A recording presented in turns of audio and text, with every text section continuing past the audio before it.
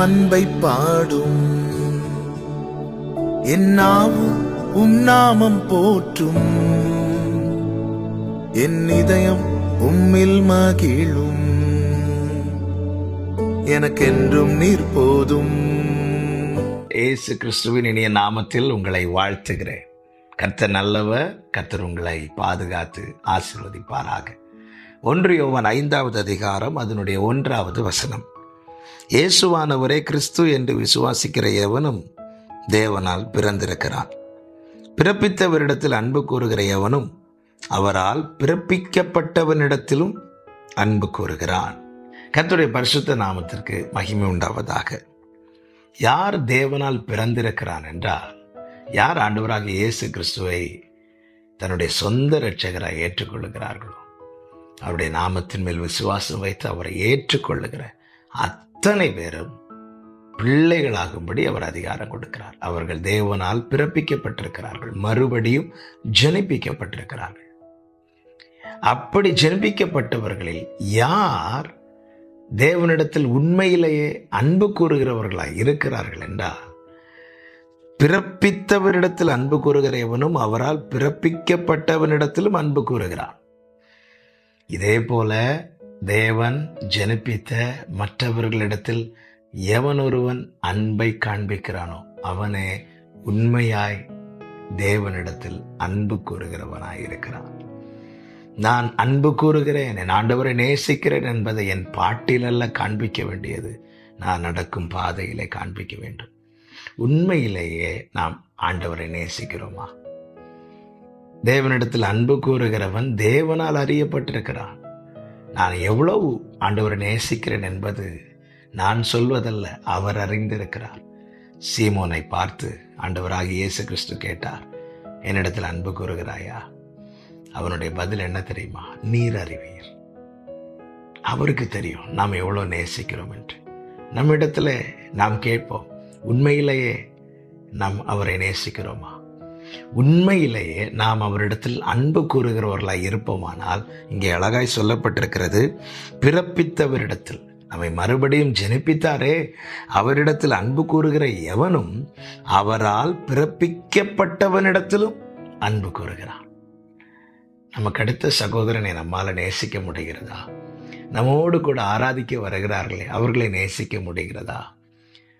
ஆமென். படிப்பை வைத்து, ஸ்தானத்தை வைத்து, ஜாதியை வைத்து, மற்ற காரியங்களை வைத்து நாம் அவர்களை ஒதுக்கி வைப்போமானால், அவர்களை தள்ளி வைப்போமானால், அவர்களை நாம் பகைப்போமானால், அவர்களோடு நாம் பேசாமல் இருப்போமானால், நாம் என்னதான் அன்பு கூறுவேன் என்று பாடினாலும் உண்மையாய் நாம் தேவனிடத்தில் அன்பு கூறவில்லை. நம்மால் ஒருத்தங்களை நேசிக்க முடியவில்லை. காரணம் அவர்கள் செய்த தீமையாய் இருக்கலாம், அல்லது அவர்கள் நமக்கு விரோதமான செய்த ஏதோ ஒரு செயலாய் இருக்கலாம். நம்மால் நேசிக்க முடியவில்லை. அப்படிப்பட்ட ஒரு நிலை இருக்கும்போது நாம் என்ன செய்ய வேண்டும் தெரியும்? ஆண்டவரிடத்துல நம் காரியங்களை ஓப்பனாக சொல்ல வேண்டும். ஆண்டவரே, எனக்கு இந்த நபர் மேலே எனக்கு ஒரு கசப்பு இருக்கு ஆண்டவரே. அப்படி இருக்கக்கூடாதல்ல ஆண்டவரே. நான் உம்மை நேசிக்க விரும்புகிறேன். நான் உம்மிடத்தில் உண்மையாய் அன்பு கூற விரும்புகிறேன். எனவே இந்த கசப்பை என்னை விட்டு மாற்றுவீராக. நம்முடைய காரியங்களை எல்லாம் உள்ளதை உள்ளதென்று சொல்ல வேண்டும். ஆண்டவரிடத்தில் சொல்ல வேண்டும். யாருக்கு உங்கள் மேலே கசப்பு இருக்கு? ஆமாம், யாரை உங்களால் மன்னிக்க முடியவில்லை?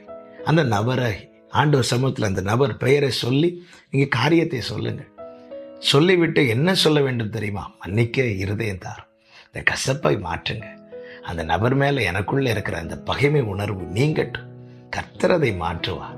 எங்க மாறாவின் தண்ணீரை பக்கத்தில் தேவனால் வளர விடப்பட்ட மரத்தின் கிளைகள் சிலவற்றை ஒடித்து போட்டதும் அந்த கசப்பு அத்தனையும் மாற்றப்பட்டதே. நீதியின் கிளை நம் ஆண்டவராகிய இயேசு கிறிஸ்து நமக்குள்ளே புது இருதயத்தை சிருஷ்டிக்க வல்லவராய் இருக்கிறார் அல்லவா? கசப்பை, பகையை, எல்லா விரோதத்தை எல்லாவற்றையும் அவர் மாற்ற வல்லவராய் இருக்கிறார். ஆமென். சுத்த மனசாட்சி, சுத்த இருதயம், இதை அவர் தர போதுமானவராய் இருக்கிறார். எனவே நாம் நம்முடைய காரியங்களை அறிந்து நன்றாய் புரிந்து கொள்ளுங்கள். சகோதரனை பகைத்தாலோ, கசப்பு, வைராக்கியம் இதை நமக்குள்ளே நாம் வைத்திருந்தாலோ, நாம் என்னதான் பாடினாலும் சரி, நம்மால் தேவனை நேசிக்க முடியாது. பிறப்பித்தவரிடத்தில் அன்பு கூறுகிறவன் அவரால் பிறப்பிக்கப்பட்டவனிடத்திலும் அன்பு கூறுகிறான். உண்மையாய் ஆண்டவர் நேசிக்கிறோமா? அப்படி நாம் நேசிப்போமானா வேதம் தெளிவாய் சொல்லுகிறது. ரோமர் 8:28. அன்றியும் அவருடைய தீர்மானத்தின்படி அழைக்கப்பட்டவர்களாய் தேவனிடத்தில் அன்பு கூறுகிறவர்களுக்கு சகலமும் நன்மைக்கு ஏதுவாய் நடக்கிறது.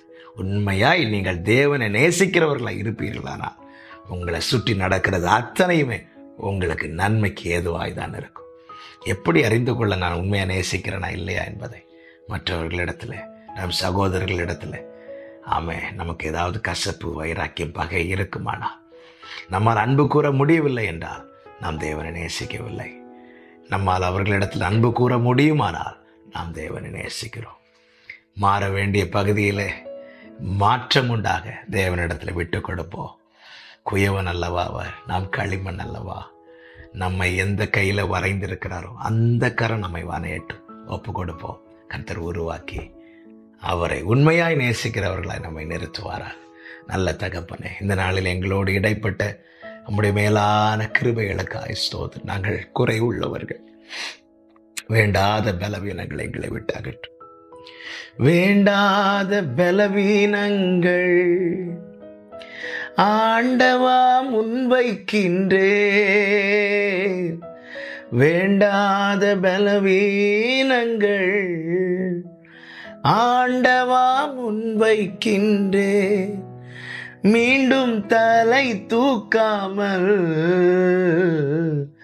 மாண்டு மடியட்டுமே, மீண்டும் தலை தூக்காமல் மாண்டு மடியட்டுமே.